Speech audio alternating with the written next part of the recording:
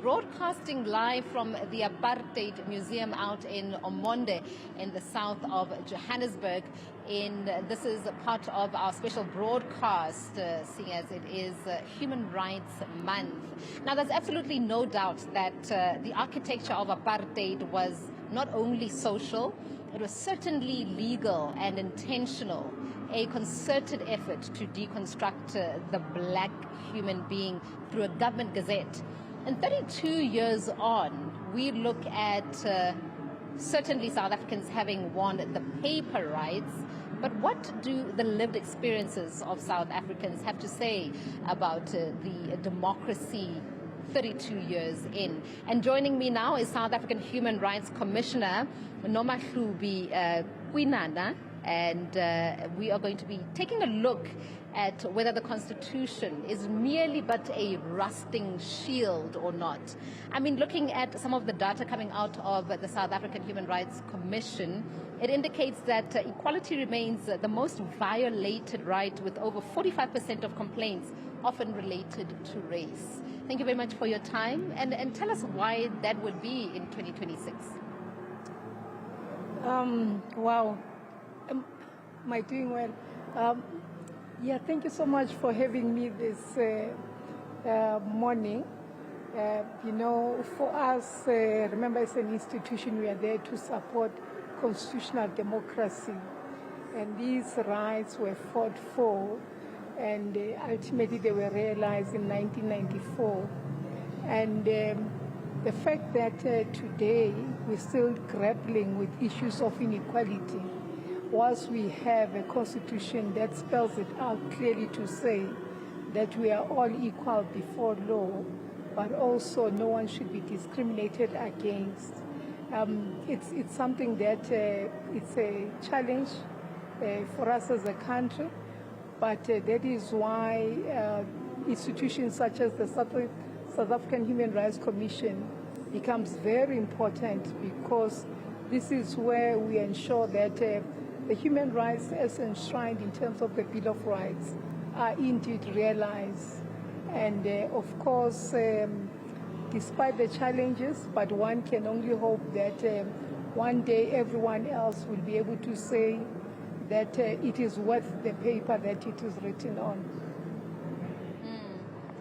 I mean, tell us about the right to record. How vital is the preservation of the Truth and Reconciliation Commission archives, for instance, to the Commission's work today?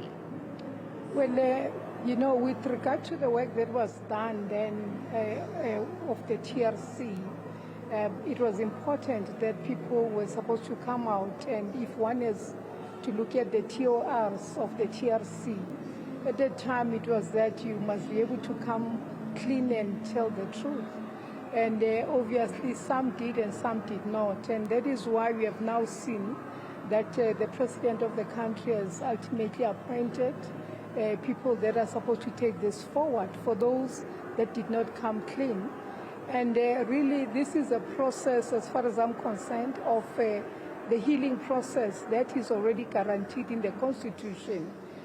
So if that can be done, at least it will assist those that never found closure insofar as their loved one, what happened to them and so forth.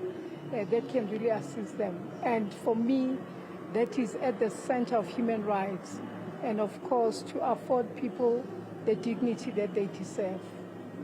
Right to record is an important part of history, recording, but also seeking justice. How important is recording of historical processes? I mean, we, particularly in an attempt to teach the next generation. That's very important because if the history is not written, people have nowhere to, you know, to refer from. So it is always important that this history is written. And we know we come from an era of apartheid where a number of people were not really learned, and some might not have been able to tell their stories. But we are now in a democracy. More people are getting learned. So really it is something that we should make sure that it is done. We must use our universities, those that are really learned, to assist us in recording more information. I know for a fact that our Khoi and San communities are struggling with more information that they require. And they are saying that it is written on some of the rocks in some areas, but that's information that should be collated so that we can take this forward in ensuring that even their rights are also protected. Commissioner, I mean, week in and week out, we see protests of various kinds. In fact, just behind us now, we can hear sound of, and I don't know if the viewers can hear it, just sound of protests, right? And roads are strewn with rocks and burning tires and all sorts of things. People really just wanting basic services. Now, despite such a strong constitution that does entrust government with providing these services, why is it that so many South Africans still take to the streets demanding basics? Well, these are some of the complaints that as Human Rights Commission we are dealing with, service delivery. It could be municipalities not, taking care of our roads, water issues, sanitation issues. Those are some of the issues that we are actually reporting most of the time. And what we have found out is that when we investigate issues around consequence management, those are not really being looked after by those that are at the forefront. And also what we have noted is that, there's a lot of change insofar as leadership in these different government institutions, or people are just in acting positions. So no one is really taking accountability of the actions or any decision that are supposed to have been taken. So we've done a number of hearings and we have then made recommendations. But when you go back to those that had come before you, they've changed. It's no longer the same people.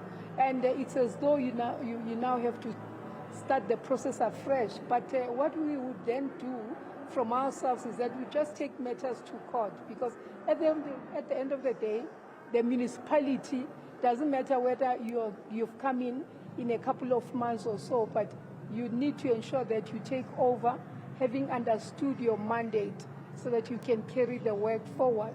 So what we note really is that there's a lot of corruption that is also happening even in our municipalities. The other day we did an inquiry in Northern Cape. That became very clear that there was a lot of corruption insofar as issues around water. There's tankeries that are being paid a lot of money. And don't understand, because some of the water belongs to the municipality, but the tankeries are from service providers, but they charge people even for that very water. Doesn't really make sense. So we're still busy with the report, and it should be coming out hopefully before the end of the month, if not maybe in the next financial year. We already have a water tracker that we have developed, which is under Commissioner Boshoff, and it is doing well in other areas such as Free State and so forth. But we have seen that recently Gauteng has been grappling again with issues around water. So Commissioner Boshoff is busy with that, engaging with the municipality so they can understand again what is the challenge. But what we also saw was that infrastructure has not been taken care of. Most of it was not prepared for the numbers that we now have in our country. Coming from apartheid, it would seem that as a country we were never ready that some of the townships would be able to take on so many people, because most people were staying in the rural areas. So which then says to the municipalities, they need to be better prepared to ensure that these infrastructures can accommodate the numbers that we now have in the different municipalities. Commissioner, you said that you yourselves are having to go to court to ensure that these services are provided to ordinary South Africans. What role can ordinary South Africans play in holding up human rights? Yes. They need to be alert of the fact that they do have these human rights. they must know their rights, you know. If they can study the Bill of Rights, it can assist us a lot. But they must also use institutions such as the South African Human Rights Commission optimally by reporting any violation of human rights that they are observing, so that we can be able to take these matters forward. But as Human Rights Commission ourselves, we also take on matters out of our own accord. So we don't just also wait for them to report. We do take matters out of our own accord and we take them forward. So if we can make sure that we do this as a collective, because it is not just for that institution alone. In fact, it is for all of us as a country to ensure that human rights are observed, but also they are realized. Commissioner Nomahlubi Khwinana, thank you very much for your time. That is Commissioner at the South African Human Rights Commission. We are broadcasting live from the Apartheid Museum out in Omonde in the south of Johannesburg. This is